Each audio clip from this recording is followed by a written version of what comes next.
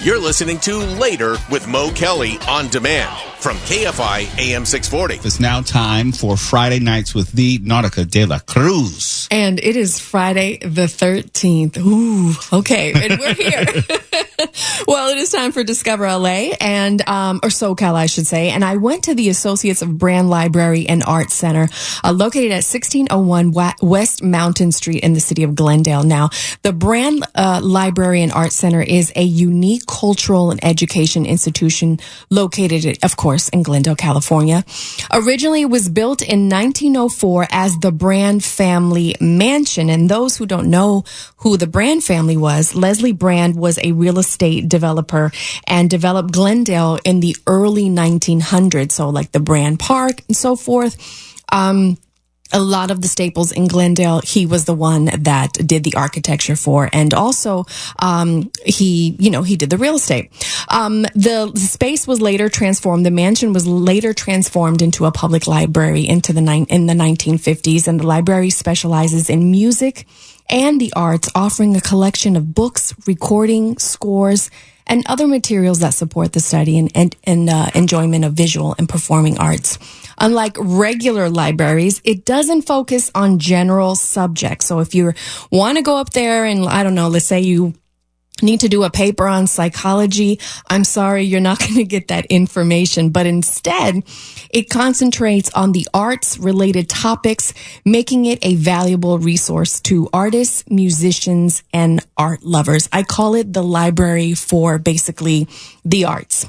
At the heart of the Brand Library is the Art Center, which provides a space for artists to display their work and engage with the community. The center regularly hosts exhibitions that showcase contemporary art from across different paintings, mediums, sculptures, photographs, digital art, and so forth. In addition to the exhibitions, the Art Center offers a wide range of art programs and workshops for all ages. Now, these activities often include art classes, live performances, film screenings, and even lectures by famous artists and professionals as well. Through these programs, the center encourages hands-on learning and engagement with the arts, helping people of all skills develop their artists and their abilities and, try to improve them and try to encourage them as well. Overall, the Associates of Brand Library and Art Center play a vital role in promoting and supporting arts with the community by offering free exhibitions, affordable classes, and engaging public programs. They help ensure that the art and the culture are accessible to everyone. The center not only supports artists, but also enriches the cultural life of Glendale and beyond, making it a hub for artists, inspiration, and education. And it is quite an exquisite library and art center. I went for an art show. I had never been there. I didn't even know this place even existed, up on the very mountaintop of Glendale. And they do have an upcoming exhibition. It's called Blended Worlds: Experiments in Interplanetary Imagination, which is happening September 21st, 2024. And, it's going to be here till January 4th, 2025. But the open ceremony, or reception, I should say, is Saturday, September 21st from 7 to 9. And on October 10th, they're showing a free film, and it's called Neon.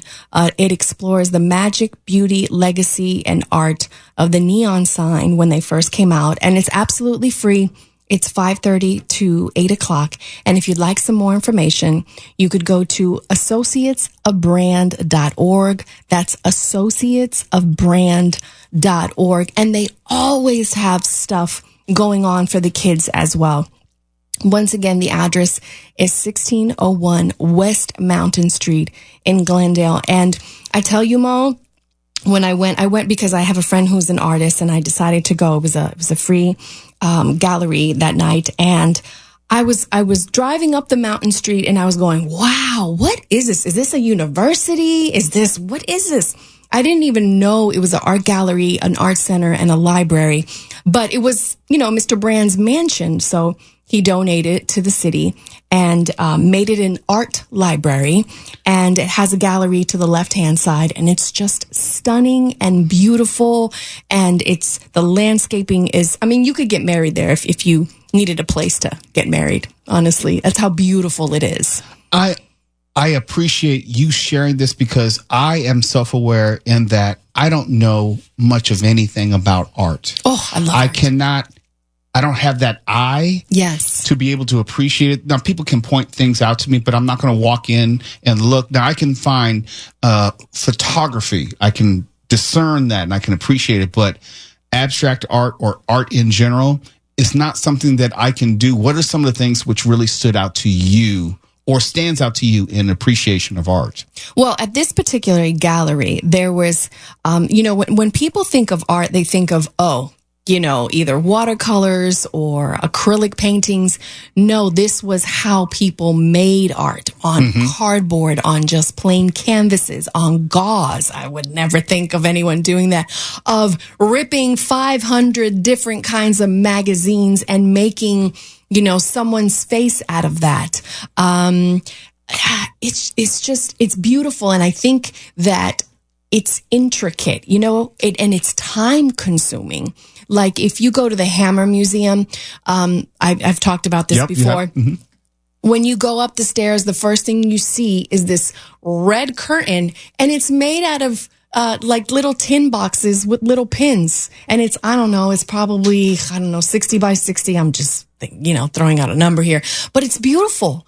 And someone took the time to make this, to create this with their 10 fingers, That's what makes art so beautiful. It's the love and the passion.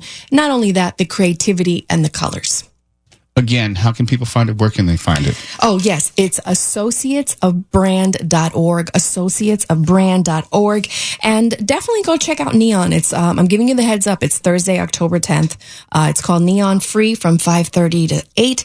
And, next Saturday, they're having the open reception for the upcoming exhibition. It's called Blended Worlds, Experiments in Interplanetary Imaginations. So I might go to that. Depends. It's my birthday weekend, so I don't know. See what happens. Yeah. My wife has some art pieces that in our house that she finds beautiful.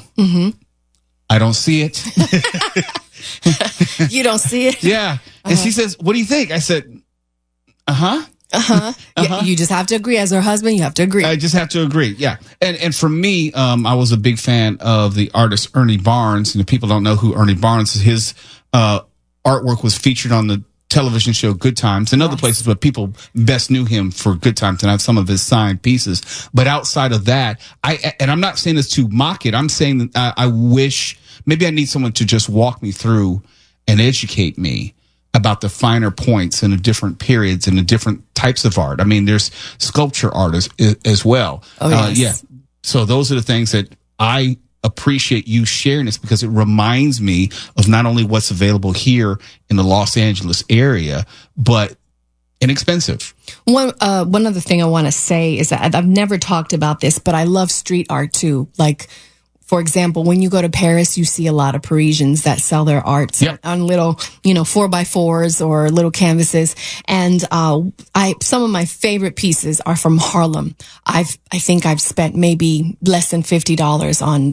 I don't know if these artists are even big now because I can't tell by the signature, but there's the colors and the stories are just beautiful. And you never know, you might buy something off the street and go, hey, it looks good framed, and the next thing you know, within the next 10 years, this person has blown up and could be a Picasso. And you have a signed whatever, maybe a Georgia O'Keeffe. Yes. So I think, it's, and art to everyone is different. Like, you say you see art in photography, right? Right. Some people see art in sculpture. Some people see art in painting. Some people see art in crafting. There's different elements of art. Art is also music. It's an expression. Art is an expression, and we all see it differently, but we all come together because we love it. So once again, if you'd like to go see it, it is an amazing library. It's called Associates of Brand Library and Art Center. And for more information, go to associatesofbrand.org. When we come back, the hidden gem for this week with Nautica De La Cruz. It's Fridays with Nautica De La Cruz. KFI AM 640 live everywhere in the iHeartRadio app. You're listening to Later with Mo Kelly on demand from KFI AM 640. KFI, Mr. Mo Kelly, and Nautica De La Cruz as we continue Friday nights with Nautica. Thank you, Mo. Today's hidden gem is Rosalie Suarez. Rosalie Suarez was born and raised in Los Angeles, but her memories stretched across borders. As a child, Rosalie vividly recalled her parents working tirelessly to secure a visa for her grandmother, allowing her to travel from Mexico to the U.S. and receive the care she needed.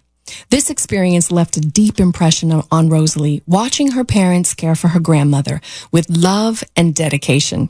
Inspired by this, Rosalie set on her own journey into nursing, initially wanting to become a traveling nurse. Though her love for travel remained, her heart gravitated towards caring for the elderly, a passion rooted in her family history. After earning her nursing degree, Rosalie took a job at a convalescent home, but the sterile and rigid environment didn't feel like it was a good fit for her and for her nurturing spirit. She quickly transitioned into her dream of becoming a traveling nurse, where she was able to provide more personal, hands-on care for her patients. Families across the country began hiring her for her skill and compassionate touch. However, during her time in Los Angeles, Rosalie noticed something unsettling. Many of the elderly patients she cared for were not receiving adequate nutrition.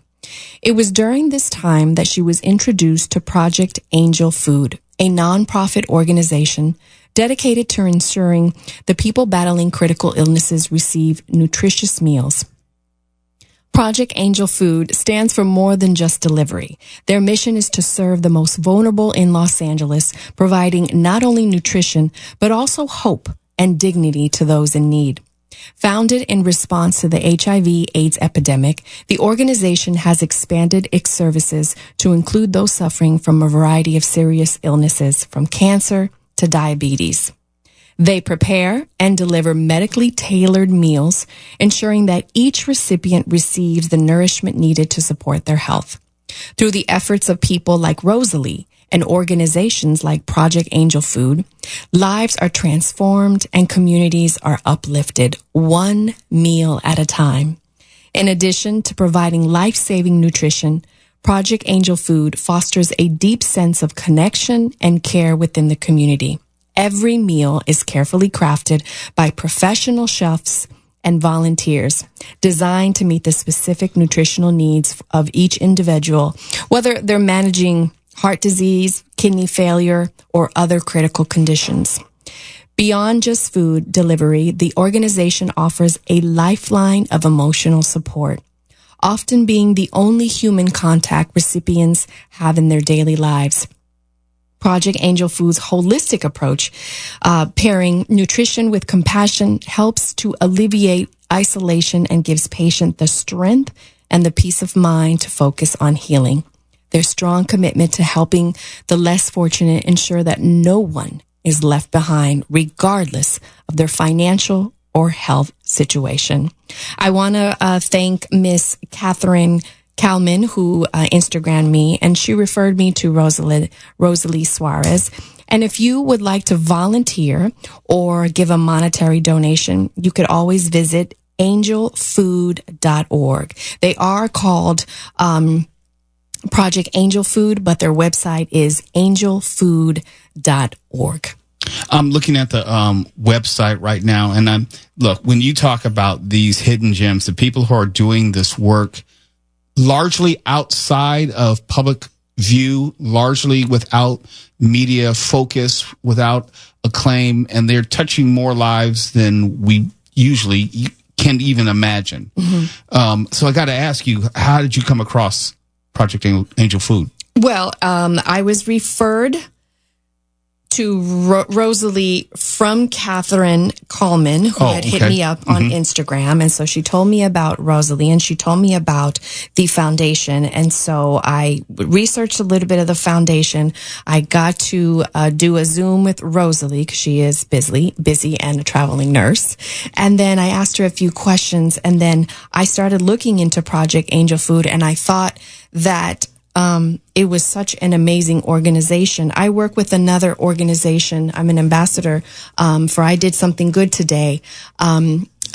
.org. And so we help the elderly as well. And so it's nice to connect with people who are helping the less fortunate, the elderly who need the care, who need the food and the delivery of services.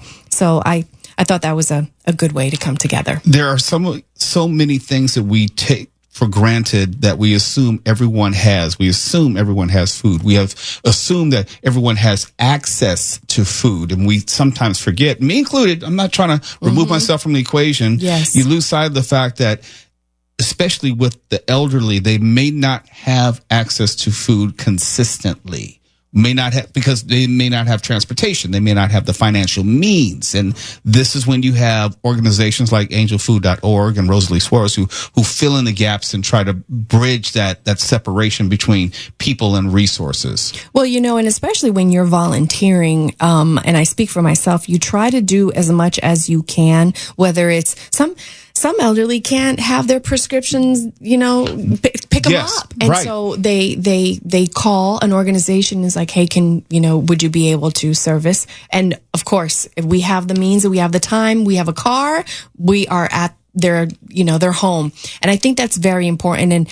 And when I look up these when I interview people, these hidden gems, and I look up these organizations, I start thinking, I don't know if you ever do this, but I start thinking of myself like, what is my life going to be like when I'm 70 plus? And who's going to help me? I just need to know about these resources because you never know. You just never know. Look, get out of my head. I think about this all the time. And like you, I'll have a birthday coming up, God willing, relatively soon. And I think about this, if only because there's actively thinking about it, because I caring for my mother, making sure that there's food in her refrigerator, there's food in her pantry. I'll fill up her car with gas. Those are the things that I can provide for her very easily. But a lot of people don't have that. And so they are stuck or just can't get everything with great ease. Yeah, I think about what it's going to be like for me if I should live another 25, 30 years, of course.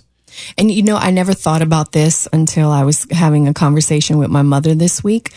My mom has to go next year for her renewal of her driver's license in June, and she's having a panic attack because she's like, what if I don't pass my test? Look, get out of my life. I have to do mine next year. I have to read that sign. I'm going to say, Mr. O'Kelly, tell us the letters. CDB. Yeah. I'm going to go in the week before and take photos of all the papers so I can and memorize them. Well, it's not only the vision test, it's if you're due for the written test. Yeah. Yes. And my mom, she was like, I just know how to drive. I don't remember the rules. I was like, well, it's something that you have to do. And she's just scared that if she doesn't pass, they're going to, revoke her driver's license. No, we'll just make her take and then, it again. I'll be driving Miss Daisy. It's a blessing. Yes. And it's a blessing. I'll just say that. I can tell you, most definitely. But if you have some time to look up the foundation and if you'd like to volunteer or donate, please go to angelfood.org. And I'm always willing to accept your messages, referrals. You could find me on Instagram at Nautica de la Cruz, Nautica de la Cruz. And you could email me, nauticadelacruz@yahoo.com. Thank you so much, Nautica de la Cruz. You're welcome. You're listening to Later with Mo Kelly on demand from KFI AM 640.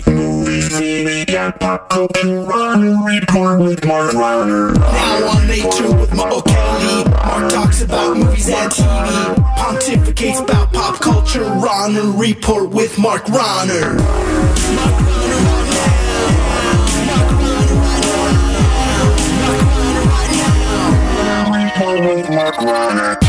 KFI Mo Kelly, Mark Rahner now with the Rahner Report. Tonight we're talking about Speak No Evil, and to me that involves as much willing suspension of disbelief as, say, a superhero movie or a kaiju monster movie, because I don't trust anyone, and I haven't felt comfortable traveling in a while, and I'm also just too blunt and rude to get sucked into the kind of situation you see in the movie.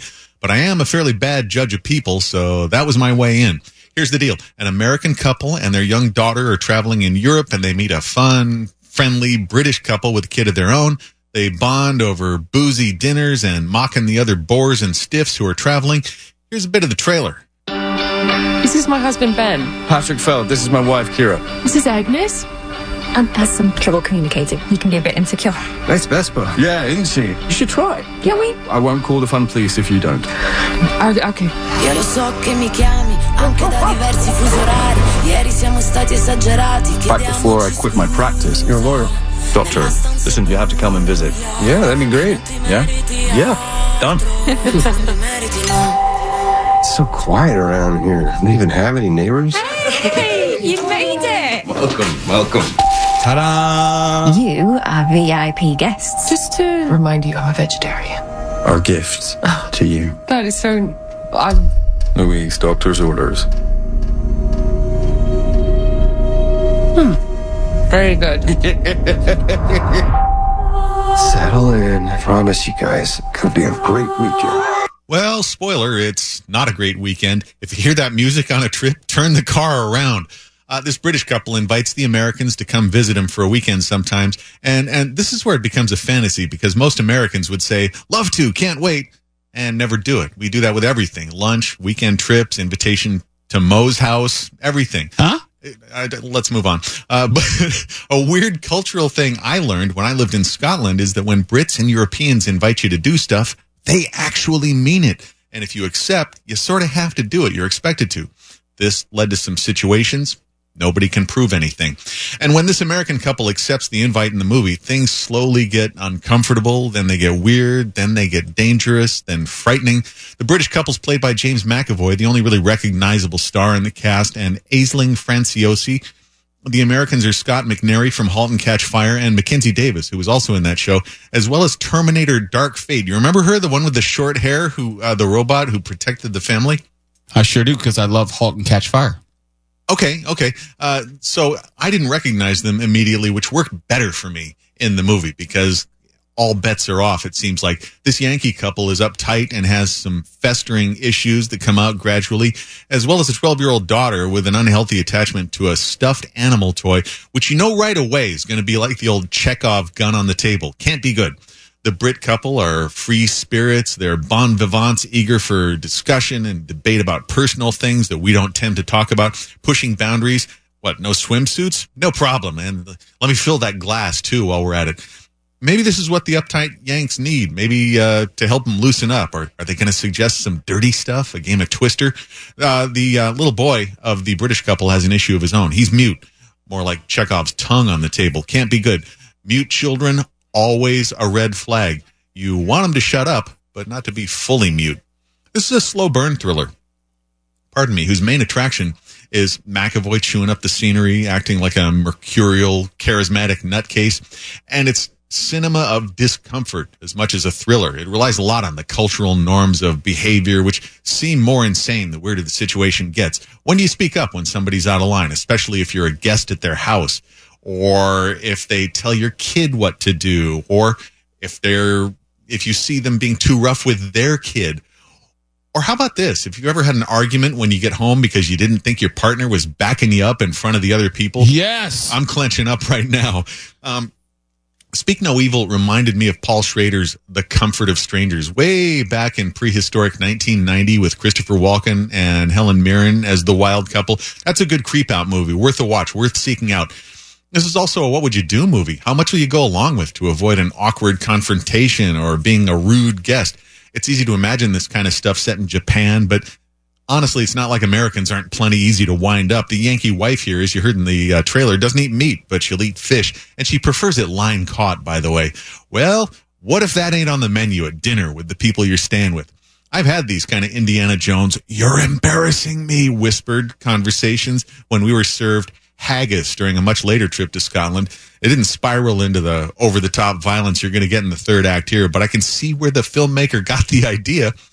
The director and co-writer, writer, actually. I'll explain that. His name is James Watkins, and he also did a pretty respectable remake of The Woman in Black in 2012 with Daniel Radcliffe. Seriously.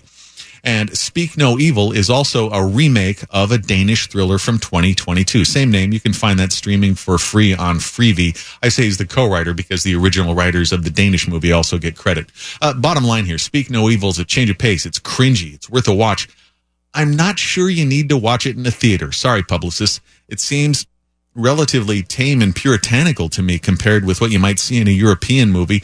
And it also suffers from obviousness and stretches.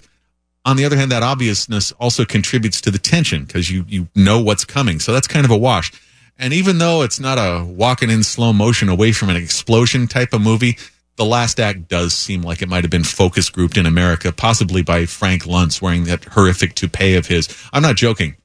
Oh, that is a toupee. It's like a toupee Deadpool would look at and go, nah, too phony. Can't go with that. Imagine being a weekend guest at the Luntz's and trying not to stare at or talk about that grotesque hair rug creature on his head. Or as you get more liquored up, not just grabbing it off his head, but if you did grab it, you know it'd be kind of wet. Mo, why did you force me to go into this? What kind of sicko are you? You're going to suggest some naked twister now? What's going on? Well, I was wondering, when you say Frank Luntz, first you have to ask Tuwala about his story when he tried to book Frank Luntz for this show. I've known Frank for many, many years. Really? Yes. I had no idea. And I gave Tuwala... You spotted the rug. Well, please, I've seen the rug in its various iterations over the years, okay? It's changed. It's gotten worse, and it's gotten better, and it's gotten worse. But anyhow, I got to ask Tuwala about that because I asked him, because I have his number, and Tuwala had to call him, and I'll let him tell you that story. Oh, I wish I had known that before. You tell him, for me, when it comes to the rugs, less is more, okay? Don't go from thinning or gone to Beatles wig. Yeah, he went 1970s, almost long hair, hippie look. And it's like, okay, we knew what it looked like last week, Frank, but I digress. No. I thought actually you would have liked it. I thought this, just from the previews, I thought it was going to be something that you'd be really into. Well, the bottom line is that it's good but mixed, and I'm not sure it's the kind of movie that demands you see it on a big screen. It's worth seeing for sure, but it's not my favorite thing like this of all time, because the end felt to me, without spoiling anything at all, it felt like kind of a concession for American audiences who demand a certain kind of thing. Was it something that you completely saw coming?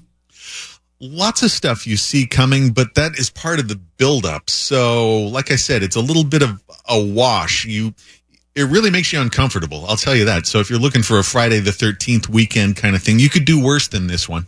Okay, that interests me because the whole type of tension at the dinner table and being in someone else's house, that usually makes for a good cinematic experience. Yeah, and I mentioned it's a change of pace too. I mean, we see a lot of blockbusters that are just filled with shooting people and action and car chases. It's good to see, a different kind of movie now and then that changes things up, and that's really about making people uncomfortable and wondering what you'd do in that situation. I don't know about you, but I remember the ancient times when it was very popular to go to a movie and then talk about it afterwards. You remember talking about movies? I do. And when we would go to the movies, we'd talk about it afterwards. We talked about how bad Aquaman 2 was. Yeah. Well, this is no Aquaman 2, but it's definitely a talker. It's like, what would you have done there? I can't believe that they did that, or she did that to him, or that kind of thing. So I think it's pretty provocative.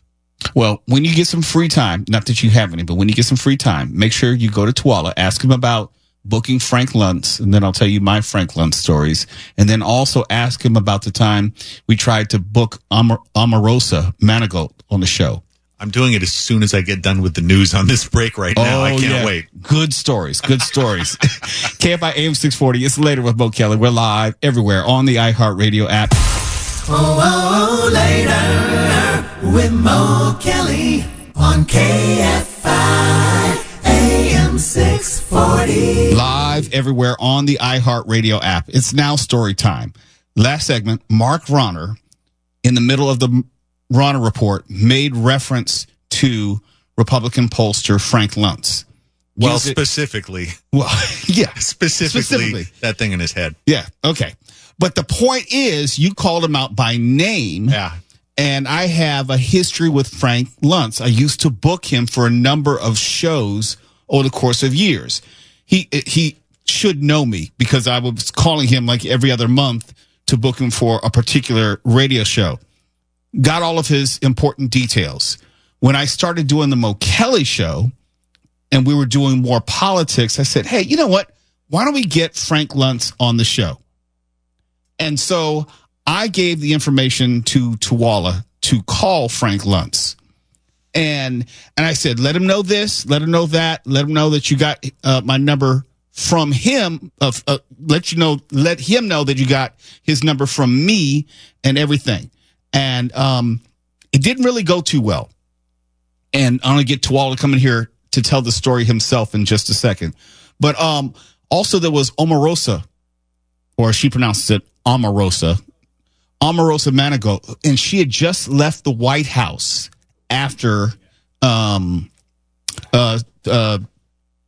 she released her book and left the White House working for Donald Trump. Okay, here's Tuwala. Tuwala, tell the story about Frank Luntz, and then we'll do Omarosa real quick. All I remember about Frank Luntz is reaching out and getting quite possibly the most funky ass attitude ever. Definitely goes on my poop list. Absolutely goes on my poop list of people I would never, ever, ever, ever contact again. I can't even remember. And I was, you can reach out to people, especially on behalf of the show, do my best to be as polite, Mr. Luntz is that. No, wasn't having it at all. At all. Literally tried to ask. I mean, you would have thought I was asking him if I could come over and beat his mother to death or something. I mean, the response was absolutely funky and filthy. And I remember saying, we will never ask again. Ever, ever, ever again.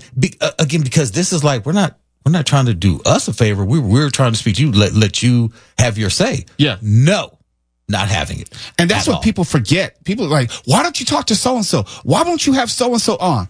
The person has to say yes. And when we reach out and we don't get into the whole conversation of this is not a gotcha interview. We're not trying to set you up. This is to literally let you have your say. This is quite possibly the most fair and balanced conversation you will have. Didn't even get into all that. Yeah. Then, as I was getting ready to tell the story, and I want Tuwala to tell it, years later, we were going to have on Omarosa Manigault on the show. I believe she had just left the White House. Yep. Wrote her book or whatever. She was doing media, and I have her cell phone number as well because I had booked her for other shows. I got a pretty good Rolodex, okay? Yes, I'm bragging. Also, the word Rolodex. I know. In my contacts. Yes, How about that? And I said, Tuwala, hey, here's her number. See if you can get her on. What happened, Tuwala? Went into, and we were trying to make this happen like immediately because there was like a storm of media frenzy all around. She just left the White House. And Mo's like, I got her number. Let's get her on right now so she can express why she left, talk about the book, blah, blah, blah, blah, blah, blah, blah, blah, blah. I call and the phone rings and she answers, Omarosa. And I said, I believe it was still Manigault at the time. She wasn't married. So I said, Miss Manigault, how you doing? My name is Tuwala Sharp. I'm the producer of the Mo Kelly Show. We are calling to invite you to come on to discuss your exiting the White House and discuss the release of your book. Who is this? How'd you get this? Click. Let him get all that out. Let go that. Who is this? How'd you get this? Click. Not how did you get this number? How did you get this? Click. Click. And I'm quite sure Tuwala would have answered the question if he was given the opportunity. If given the opportunity, I would have actually explained to her who I was, what station I was calling from. If she would have just heard the name KFI, she would have been able to say, oh, my bad. Yes, I want to come on and talk to Mo. I know Mo. She didn't even let me get that out. Yeah. So forget her. And we have met multiple times. It's not like I had to steal the number from somebody. I came by it legitimately. Oh, that's hilarious. I don't think most celebrities understand that when they're rude or when they lose their cool, you're going to report on that, and that's going to make even more people read it. It's kind of like related to the Streisand effect, where if you don't want something talked about, it gets talked about 10 times more. Like Sally, I think I mentioned this to you before. Sally Field got mad at me in an interview a long time ago for a terrible movie she was in. I asked her a flying nun question, or I asked her about method acting, and she blew up at me. Well, when I got back and turned in my article, the editor gave it the headline, Gidget Goes Ballistic, which was 10 times more entertaining than any normal interview we were going to have. And I know there are some who work in this business who are going to use gotcha questions. They are going to push you in a corner and maybe ask inappropriate questions. But I can't speak for you, Mark Rahner. That is something I have never done. Well, you want to make the ground rules clear going in. Like if it's going to be adversarial, you can't Pearl Harbor somebody. You should let them know, hey, this isn't a puff piece. I'm going to ask you some difficult things. Or, you just have to be fair. And I should point out, by the way, that my roasting of Frank Luntz has nothing to do with politics. It's all to do with that thing on his head. If you wear that in public, it's fair game for people to call out and talk about. Asking for it. I'm not wearing one of those. But here's another funny one. Winston Groom, the author of Forrest Gump. Do you remember Forrest Gump? Yes. So years ago, I was covering the Heartland Film Festival in Indianapolis, and I hadn't gotten anything the whole night. And I see Groom had given a speech, and it was the end of the thing, and I was standing outside, and I see Winston Groom coming out, and I say, Mr. Groom, can I just have a minute of your time, talk to you? And he's like, come and get in the limo with me. And he takes me to the hotel bar where he's staying to buy me a drink and do the interview at the hotel bar. The bar is really crowded when we get there. On the way in the limousine, though, he's told me, the story of Forrest Gump, it's just about a simple, decent man trying to live with dignity. We get to the bar is crowded, and this distinguished Southern gentleman looks around and shouts at the top of his lungs, who do I have to F to get a drink in this place? One thing I do like about this business is you get the behind the scenes feeling of who a person is. I'll give you an example. One of the most accessible people, and you would be surprised given how people think of him in the news, Alan Dershowitz. He will answer his email. He will always respond. I'd actually booked him a few times, and he had come on our show right before the impeachment in which he was defending Donald Trump. I spoke to him years before that, and he was a little snippy with me. No, he's snippy, but he'll respond.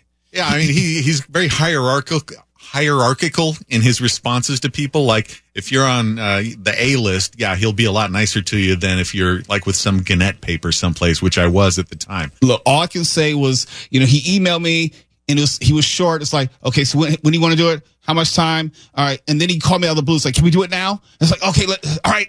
Sure. Coming up next is Alan Dershowitz. Wow. Yeah. It's funny. People have no idea what goes on behind the scenes with a lot of these guests, especially political ones. There's so much going on. I think those of us who have been in this business for a little while, we tend to sort of collect our rude celebrity stories and share them usually, around the table having a drink afterwards. Or right now when millions of people are listening. That's right, because we're always going to get the last word with this microphone. It's Later with Mo Kelly, KFI AM 640. We are live everywhere on the iHeartRadio app. If there's news, if things shift, if they stay the same, if things change for better or worse, regardless of what's happening, you're going to hear it here. It's what we do. KFI. And KOST HD2. Los Angeles, Orange County. Live everywhere.